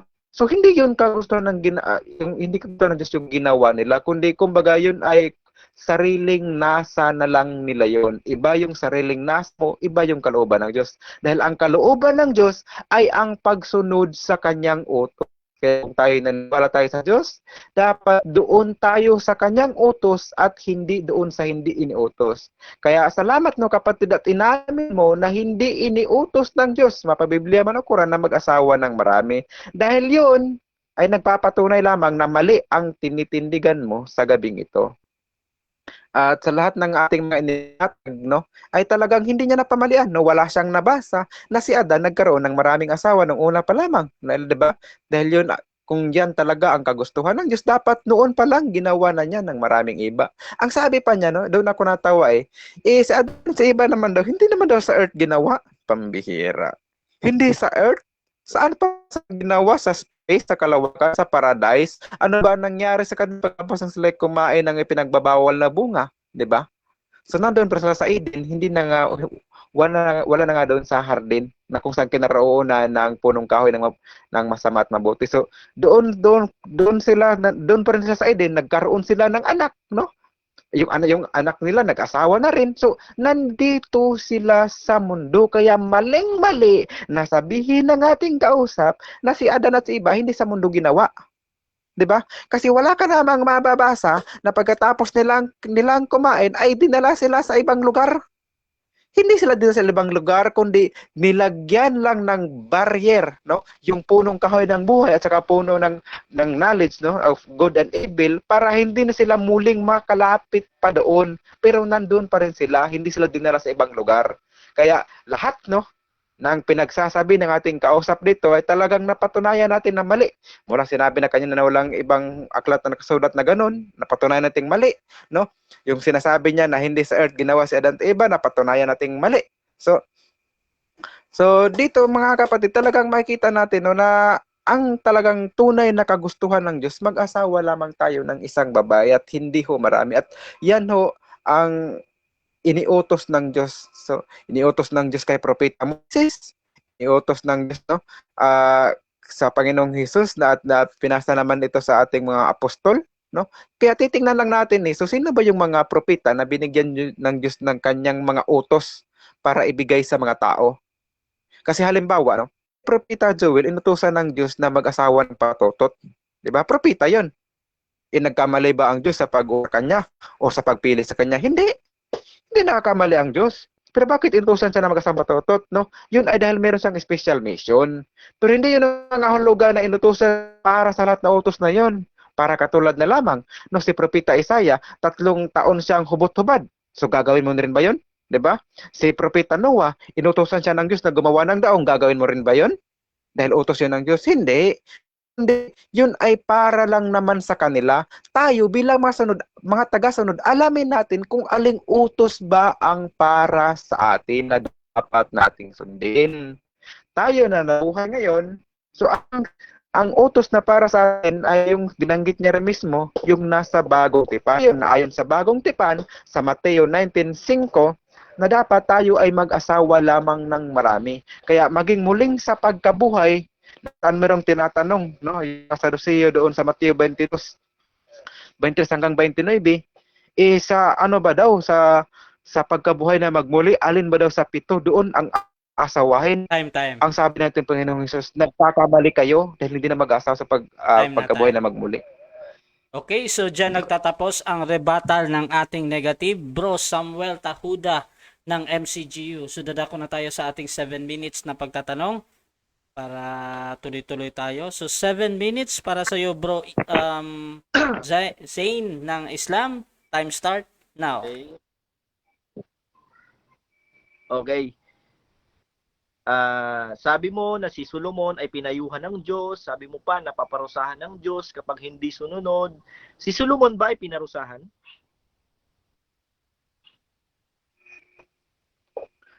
Okay, ang sinabi ko, ang si Solomon ay binigyan ng warning ng Diyos. Wala kong sinabing pinarusahan siya, kundi bigyan siya ng Okay. warning. Okay. Next question na, Rasha. Okay, sabi niya kasi, kapag sumuway, mapaparusahan. Sabi niya, sumuway daw si Solomon. Hindi naman pinarusahan. So, tanong ko, sumuway ba si Solomon o hindi? Okay, wala kong sinabi na sumuway siya. Ang sabi ko lang, meron siyang ginawa na hindi iniutos ng Diyos. Wala kong sinabing sumuway siya. Next question. Okay? Hindi ron daw lang siyang ginawa, hindi niya daw sinunod ang Diyos. Anong tawag mo doon? Anong other term mo doon? Anong other term mo doon? Okay, so ang sagot ko, yun ay ginawa niyang sa NASA. So, kasi walang utos sa kanya na tawa ng marami. Diba? Kasi ano. So, ang niya namin. So, hello. Hello din ako.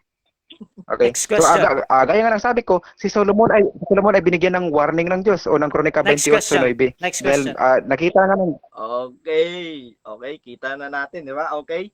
Side comment tayo. Next Sige. tayo na sabi mo na sumunod si Solomon sa kanyang nasa, hindi niya sinunod ang Diyos. Pagsuway ba ang tawag doon o hindi? Okay, gaya nga ng sabi ko, no, yung pag-aasawa ng marami ay hindi yun iniutos sa kanya ng Diyos at wala ring Mr. sinabi na Moderator, sa kanya. Mr. Okay, Moderator, okay. Time stop muna. Ano yung objection?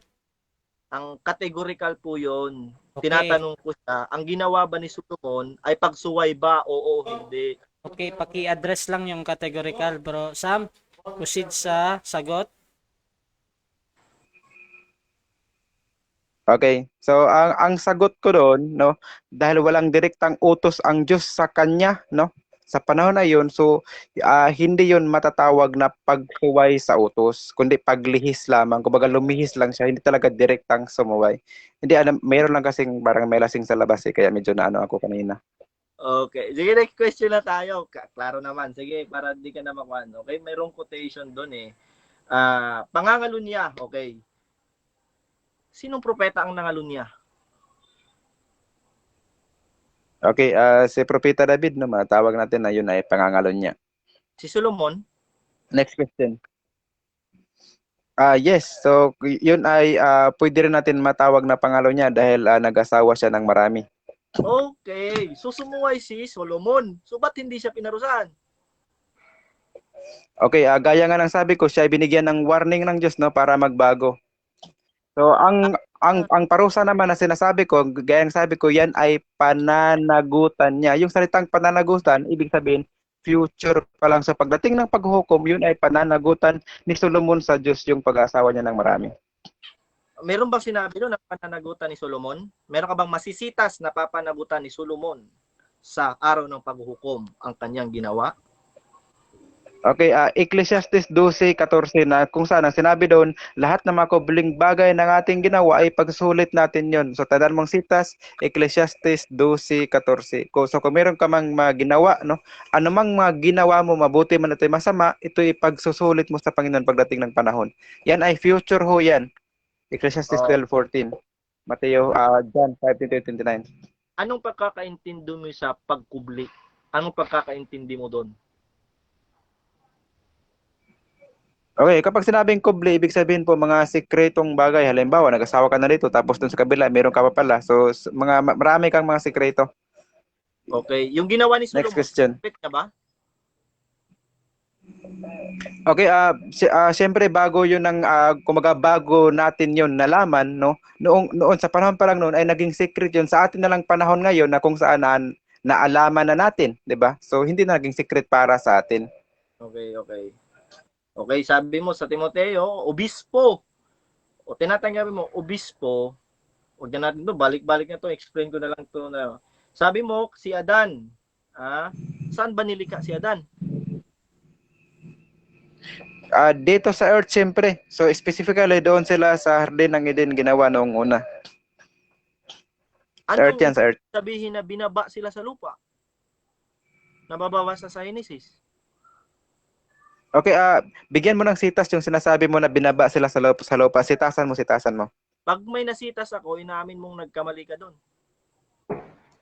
Ang tanong ko, sitasan mo. So sitasan mo yung sinabi mong binaba sila sa lupa dahil ang sabi ko, ang tindig ko sila ay ginawa dito sa earth. Hindi sinabing binaba sila sa earth, kundi ginawa sila dito sa earth. Nagtatanong ako daw, hindi mo pwede akong utusan. Nagtatanong ako dito. Objection yung moderator.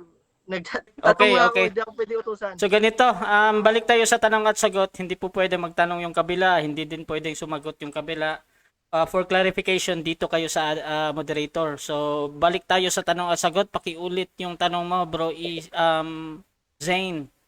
Okay. So mababasa mo sa Genesis na nadinig ni Adan ang footstep ng kanilang Panginoon. Saan yun? Sa lupa yun, sa lupa. Dito sa earth? Oh, yes, sa earth yan. Next question. Kung sinasabi mo, bumaba dito ang Panginoon sa earth? Yes, nasulat doon sa Genesis 3. Tuloy mo lang 1 hanggang 8 nasulat dyan. Okay. Next question. Hindi daw nagkamali ang Diyos, sabi mo. Tama ho ba? Yes, ang Diyos ay hindi nagkakamali. Ang Diyos ay hindi nagsisisi, Numbers 23 verse 19 natin. Karon mismo ang nagsabi kanina na nagkamali lang pagsalin yung nagsisi ang Diyos. Yun nga ay wrong translation ayon sa iyo mismo at talagang tama naman ay yung wrong translation lamang yun dahil ayon sa 23:19 ng Numbers, ang Diyos ay hindi nagsisisi. Next question. Dahil hindi siya nagkakamali at kanyang mga desisyon at mga pagpili. Okay. Pagpili niya ng propeta, hindi siya nagkamali. Yes, hindi siya nagkakamali. Dahil ikaw na mismo nasabi ng Diyos hindi nagkamali. Hindi siya nagkamali ng pagpili ng kanyang mga propeta. Pero ang mga propeta niya, hindi niya ginawang robot. May sarili pa rin no, na desisyon. Mayroon pa rin free will ang mga propeta no, na gawin ang kung ano man ang kanilang gusto. Dahil hindi niya sila ginawang mga robot na kung ano lang talaga yung ano niya ay yun mismong igagalaw. Hindi sila robot. May free will pa rin sila. Kaya mayroong posibilidad na sila ay magkamali ayon nga sa Okay?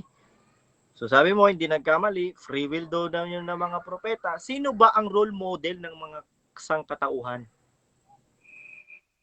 Okay, ang role model sa ating panahon ngayon na kinikilala namin ay ang ating Panginoong Hesukristo. Kaya nga ang sabi niya, no, ang sumasampalataya sa akin ay gagawin ang mga bagay na ginawa ko. So John 13:15. So siya po ang role model namin no, bilang mga Kristiyano.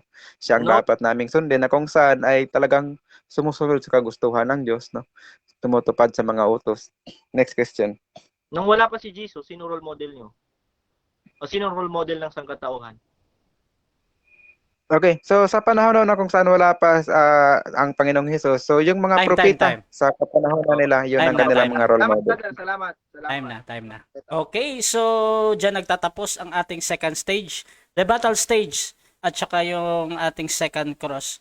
At before natin ipagpatuloy sa third stage, which is yung final stage natin, yung conclusion, basa muna tayo ng comment, syempre. Sabi ni, okay, sabi ni Faith Anahaw, Kanyete Paharon. Good evening everyone, debates, sabi niya. Sabi ni Pete Pan, SPG ang debate na to, bawal ang Islam dito makinig. Wahaha. Sabi ni Michael Aquino, bakit sinabing hindi kayo maaring magsilbi sa dalawang Panginoon? Okay. Sabi ni Ayesha Islam, kayo nga mga Kristiyano ang daming hindi inutos ni Jesus, sinuway nyo. Sabi niya. Sabi ni Jaime Regala, malinaw ang Islam sa paksa. Yan. Okay. Teka ha, basa muna tayo. Si PT Pan, ang dami niyang comment. Sabi niya, tagilid na ang Islam. Shoutout kay Aisha Islam. Yan. Okay. Ito pa ba? Si Haribo Latif, sabi niya, talo na ang negative. Walang mailatang na letra por letra na isa lang ating aasawahin. Yan. Sabi ni Michael Aquino, paano nyo ipapaliwanag ang sinabi na hindi ka maaring magsilbi sa dalawang Diyos? They is many, more than one is considered many. Yan. Sabi ni Bro Ali Javier, tagilid si Tahuda, biblical, madami ang asawa ng mga sugo. Yan. Okay. So yan lang muna. At tuloy na tayo sa ating rebuttal at ayon sa ating nakaugalian dito sa Debaters Convention. Siyempre, mauna yung ating negative. Samuel Tahuda, final conclusion. 5 minutes, bro. Your time start now. Okay, maraming salamat no at bilang pagtatapos no talagang nagpapasalamat ako sa ating kausap na kung saan kanina pa lamang ay namin niya mismo na talagang hindi iniutos ng Diyos ang mag-asawa ng marami.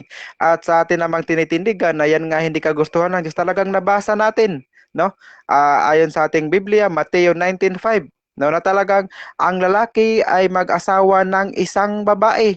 At sa kanilang pag-aasawa, silang dalawa ay magiging isang laman. So maliwanag ho yan. Isang babae ho yan at isang lalaki kaya sila tinawag na dalawa magiging isang laman. Mateo 19:5 po yan. At meron pa pong patunay na iba sa ang Timoteo 3:2 na kung saan ang obispo ay dapat asawa lamang ng isang babae. So napakarami pong mababasa natin bilang patunay sa ating tinitindigan ngayon na talagang ang kagustuhan ng Diyos ay mag-asawa lamang ng marami. Ayon mismo no, sa Genesis 2:24, ganun din na nakasulat, asawa din no, ng isang babae lamang din. At ang si Adan, nung ginawa ng Diyos nung una, ay isang Eva lang din ang ginawa niya. Nagpapatunay lamang niya talagang tama ang ating tinitindigan at mali ang pinagsasabi ng ating kausap. Lalo na yung sinabi niya, hindi sa earth ginawa ang si Adan at Eva dahil ibinaba lang daw sila dito. Pero nung ni-review na niya ang kanyang binasa, ay kanyang napag-alaman na yung Diyos pala ang bumaba at hindi sina Adan at Eva. Kaya talagang ako'y natutuwa sa aking kausap na dapat sana ay pinag-aralan niya muna ng gusto yung kanyang mga paksang titindigan bago niya harap sa debate upang naman sana ay hindi maging kahiya ang kalalabasan. Dahil ayon mismo sa kanilang Quran, no? Ang Quran niya mismo ang nagpamali sa kanya na kung saan ayon sa sinabi sa Quran 4:129, kailanman hindi ninyo magagawa na magiging pantay ang pagtrato ninyo sa kanino man. Kaya kung hindi magiging pantay ang pagtrato ayon sa sinasabi sa 4:3 ng Quran, dapat isa lamang ang asawa mo. Kaya dahil sa deklarasyon no ng ala nila sa 4:129, nagpapatunay lamang 'yun na talagang maling-mali ang tinitindigan ng ating kausap. Kaya kung ang mga propeta man nung una ay nagkaroon ng maraming asawa gaya nga ng sabi ko, 'yun ay hindi utos ng Diyos sa kanila kundi sariling nasa lamang nila 'yon. Dahil ang mga propeta bilang mga tao ay meron pa rin silang free will no ayon nga sa Ecclesiastes 7:29 no na walang matuwid sa lupa na hindi nagkakasala. Yung mga propeta, mga matutuwid yun, pero sila ay nagkakasala rin naman. Kaya yung pagkakaroon nila ng mga kereda, maraming asawa, yun ay mga pananagutan nila sa Panginoon pagdating ng panahon. No? Ayon sa Ecclesiastes 12:14 na lahat ng ginawa mo, mabuti man o masama, yun ay ipagsusulit mo. Kaya kung tayo'y naniniwala tayo'y sa Diyos, ang dapat nating sundin ay yung utos na ibinigay para sa atin, hindi yung hindi iniutos, no? Kung inaamin niya na hindi iniutos ang pag-asawa ng marami, nangangahulugan lamang yon na pinamalian na niya na mismo ang kanyang tinitindigan na kagustuhan na yun ng Diyos. Dahil kung kagustuhan ng Diyos ang pag-asawa ng marami, dapat kanya yung iniutos. Dahil kung ano ang utos ng Diyos, yun ang kanyang gusto. Di ba? Bakit ba naman iniutos ng kanyang gusto? O, di ba? So, dyan pa lang makikita natin na talagang hindi gumagamit ng unawa ang ating kausap, no? Hindi iniintindi ang mga binabasa. Kahit tinatanong natin na kung ilan ba yung binanggit na babae, hindi niya masagot. 'Di ba? So doon pa lang makikita na talaga natin na walang naitayo ang ating kausap sa gabing ito. Lahat ng kanyang mga pinagsabi ay ating napamalian, no? Mapabiblia man o Quran.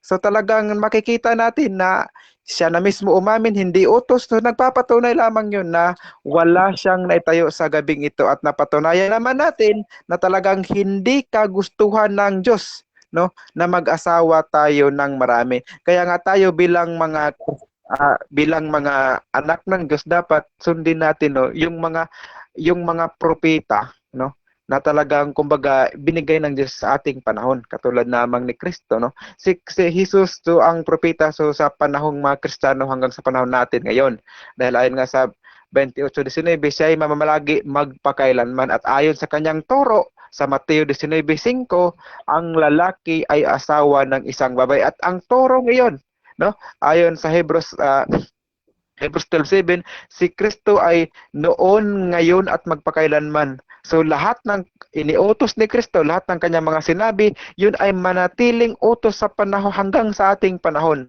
Dahil ang sabi niya sa John 12:48, ang ang susuway sa kanyang salita ay talagang mayroong karoroonan. Pero ang susunod sa kanyang mga salita ay talagang, kumbaga, babalikan niya, ililigtas niya. Kaya kung tayo ay gusto nating maligtas, dapat sundin natin ang iniutos, no, ng Diyos sa magitan nating Panginoong Hesus, na kung saan dapat mag-asawa lamang tayo ng isa Time na. at hindi ng marami. Okay, so dyan nagtatapos yung konklusyon ng ating negative. That is Bro Samuel Tahuda ng Islam. So dadako na tayo sa ating conclusion. Final conclusion. MCCU yun. Brother. FCGO ako, hindi Islam. Hindi Christian. Islam. Pasensya na. Brother Samuel Tahuda ng MCGU. So dadako na tayo kay Dane ng Islam. Final conclusion, bro. Your time. Bro, wag mo na time. Alis ako, balik ako. Wait lang ha. Okay, on ko camera. Okay. So, habang naghihintay, shoutout muna sa ating mga live participant. Nandito si Alan Enteco ng INC, si Rolando nandito. Ayan yan. Okay, so, bro, 5 minutes para sa'yo, bro. Okay. Your time start now. Okay, bismillah. Okay, punta tayo sa mga conclusion na natin. Alhamdulillah, magandang ka-debate si brother. Napatunayan niya yung stand niya, pero kinulang nga. Lagi siyang nagsasabi, in starting na tinalo natin, naging debate din, naging bulal-bulal siya, wala siyang napatunayan. That's a selfie bars. Selfie, binuboost mo sarili mo, hindi ganyan ang debate. Dapat pinapatunayan mo na word by word, bars by bars, context by context, facts by facts. Dapat yung pinapatunayan mo. Okay, basagin natin yung mga pinahintulutan. Ito galing niya, itong obispo na to, yung pinahintulutan, walang lalaki, lagi siyang nagmi-misquote. Hindi ko naman sinabi yun. Meron siya dahil sinabi ko daw, hindi ko sinabi na hindi inutos ng Diyos. Klaro sa Quran, inutos ng Allah Subhanahu wa Ta'ala. Klaro sa Quran na pinahintulutan sa mga propeta. Kasi ang propeta hindi yan susuway. Sabi niya, kabulol-bulol siya. Sumuway daw, winarningan si David. Pagwawarningan ng propeta, matik in the next day, hindi na nila gagawin yun. Kaso namatay si David na maraming asawa. Si Solomon, maraming asawa. Ano yun? Hindi sinusuway, sila ang role model. Paano susunod ang mga tao kung ang role model hindi sinusunod ang Diyos? Alam ng mga Jew yan. Kasi ang mga Hudyo, they allowed more than wives. Alam mo ba yun? In late 1950s lang inallowed at ginawa ng highest rabbi nila, chairman rabbi nila, na hindi pinahintulutan ang pag-asawa ng higit sa isa. Pero before 1950s, pinahihintulutan sila. Alam yun kasi nasa Torah yan. Nasa Torah yan. Alam nila yan. Hindi, wala na yung exact kasi hindi yan 100% inallowed sa kanila yan. Yung obispo na tinutukoy doon, walang sinabing lalaki doon. Walang number din na sinabi sa Genesis. Kaya sinasabi mo, hindi mabilang. Huwag kang magkaroon ng own interpretation mo doon. Kasi sabi doon, they. Paano natin alam kung may asawa na yung lalaki? And the man. May sinabi, and the one man. Wala namang sinabi doon, and the man. You can I tell you, you man. Pwede ko sabihin sa'yo, ikaw lalaki, mag-asawa ka. Pero pwede din may asawa ka na dati. 'Di ba? Hindi lang in-specific. So hindi mo yung pwedeng gamitin na point kasi the word that used is not precise. Explicit yung pagkasabi doon. So napakapangit pa din yun na point mo. Pag sinabi mo na ang Diyos ay bumaba, hindi kailangan na bumaba ng Diyos. Sakop niya lahat. A creator cannot be present in his creation. Gets mo yung logic? Kapag ginawa ko tong perfume, ako yung creator ng perfume na to, hindi pwede makikita ako dun sa perfume. Si Charles Babbage na gumawa ng computer, wala sa computer. A creator is outside in his creation. Kung creation niya ang earth, hindi siya pwede makita sa earth kasi creation niya yun. A creator is outside in his creation. And God is not like that. Lam yakul lahu kufuwan ahad. 'Di ba? And the two become flesh. Number of women. Walang mapapatunayan doon. So, tama lang na pinahintulutan. Ginawa din ng propeta. Ganito lang ang logic. Alam mo, hindi nagkakamali ang Diyos. Sabi mo, oo. Pumili ang Diyos ng propeta. So, alam na ng Diyos kung anong gagawin ng propeta, ng tao na yan.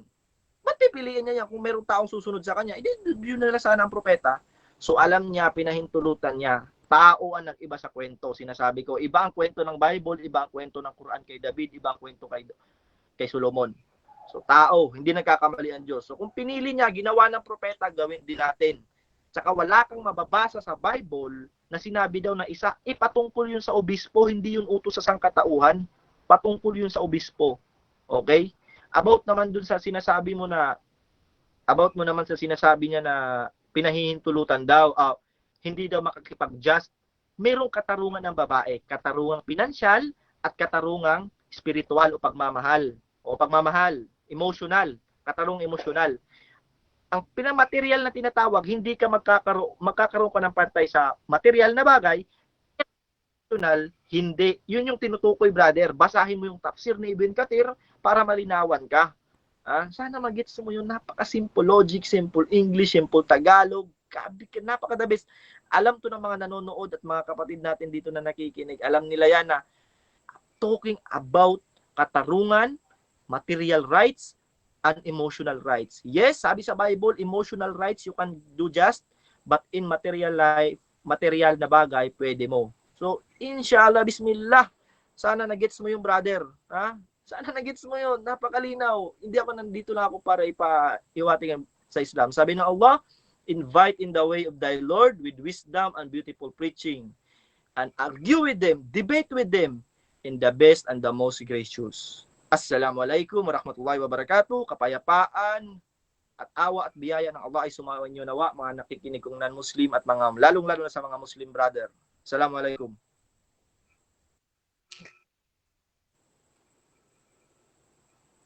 Okay, so dyan nagtatapos ang ating debate ngayon between Brother Zane ng Islam versus Samuel ng MCGU. So dadako tayo at before natin i-end yung ating live, bigyan ko muna ng 1 minute na pasasalamat sa mga nanonood, sa mga participant, or meron kayong i-shoutout or meron kayong mga programa dito nyo gawin.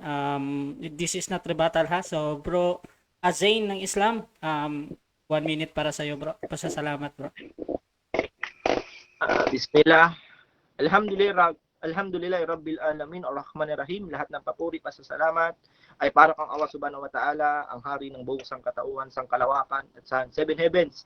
Ang hari, lahat ang manlikha, ang alkalik, lahat ng pasasalamat ay papuri lamang sa Kanya. Anong sabi ng Rasulullah sallallahu alaihi wasallam?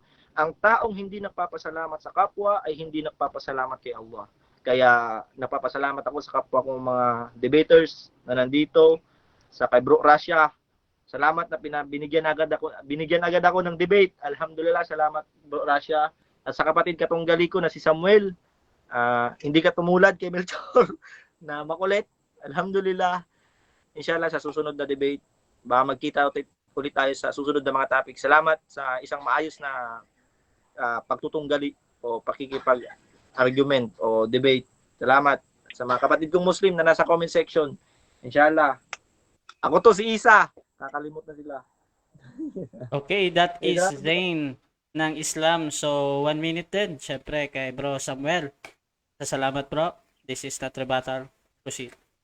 Okay, unang-una, salamat ko sa Diyos na kahit napaka-busy ko na talaga yung panahon ito, no? Pero nabigyan ulit tayo ng pagkakataon na pag may hayag ang katotohanan ng kanyang salita. At ako yung nagpapasalamat, no? Dahil kay Rasha, kaya naganap ang ganitong klaseng debate. At sa lahat ng mga nakikinig po, ako yung nagpapasalamat sa inyo at naway mayroong nabuksan, no, ng mga katotohanan na katwiran ngayon sa inyo sa gabing ito. At sa lahat po ng mga gusto pang makapanood ng aking mga debate or gusto malaman ng aking mga aral, no, na sinasampalatayanan, meron pa akong YouTube channel. Search nyo lamang po ang aking pangalan, Samuel Tauda. Yan po ang aking tunay na pangalan dahil hindi po ako gumagamit ng mga fake account. So, nandoon po yung mga record ko ng debate. Marami na pong debate doon, iba't ibang paksa, no? At iba't ibang mga kalaban, Muslim, mayroon din mga Kristiyano, mayroon mga atheist, mayroon at marami pong ibang kalaban na nandoon. So, search nyo lang yung aking pangalan, Samuel Tauda. So, yan po mismo yung nakikita niya po dyan sa ko, cover photo yata ko. So, yan, ako mismo ho yan, hindi ito fake account. At salamat sa inyong lahat, lalo na sa DivCon. Yan lang. Pasensya na, medyo busy talaga. May ginagawa na Okay, dito. salamat Gracias. din sa dalawa at tayo ay natapos na matiwasay at gusto din naming i-promote yung ating Debaters Convention official YouTube channel dahil ang debating ito ay pupunta doon sa ating YouTube channel syempre. At ang ating Debaters Convention t-shirt at mug available yan sa Shopee at Lazada. Search nyo lang Debaters Convention. At konting announcement din. Pag mamaya magla-live kami ulit. Merong debate between STA and end time. So napakagandang topic din. I think about 70 weeks or something. Basta. So, sana panoorin nyo din at suportahan. At gusto ko lang batiin yung lahat ng ating mga participant. Nandito si Ezra Ezekiel, si Bro Fernando Camacho ng SDA, si Ebster ng Judaism, si Bro Eric, Pastor Eric ng End Time, si Maricel Moncanda, na isang Queen of Debater ng JW. Ayan. Si Faith Anya, paano ba to ibigkasit? So, pasensya. Si Azuki Zaske, si Rin Nero na Mechanic, si Ekesh Angelo, nandito. Yung gwapong-gwapo nating Ruel Tio ng Catholic, at yung walang ibang perfecto dito, si Noel Perfecto ng Catholic, at si Ryan Herrera, at yung ating kaibigan, yung ating Malaya Ombrel Ramos. Yan. At dyan nagtatapos ang Debaters Convention. This is Admin Russia. We're out.